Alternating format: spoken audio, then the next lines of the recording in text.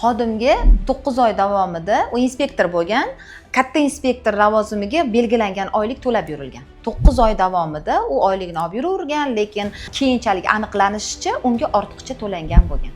Va bir kun kelib xodimga sizga ortiqcha to'langan ekan, 9 oy davomida shuncha summa umumiy yig'ilganda nechidir million bo'lib ketadi, o'shani siz to'lang qaytarib deyishadi.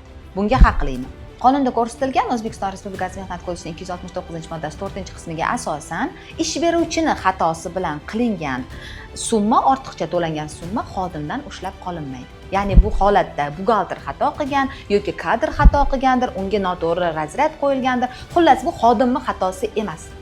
Bu degani xodimdan ish haqi qaytarib olinishi mumkin emas. Endi bu holatda nima qilish kerak? Xodimdan undirilmaydi. Noto'g'ri to'langan ish uchun ish beruvchini qaysi xodim, ya'ni buxgalter xato qilgan bo'lsa, buxgalterdan, kadr xato qilgan bo'lsa, kadrdan, xullas kim xato qilgan bo'lsa, o'sha xatosi yuzasidan javobgarlikka tortiladi. Lekin aslo xodim emas. Mehnat munosabatlariga bog'liq har qanaqa muammolaringizda direktdan yozsangiz, bizda albatta yechim bor.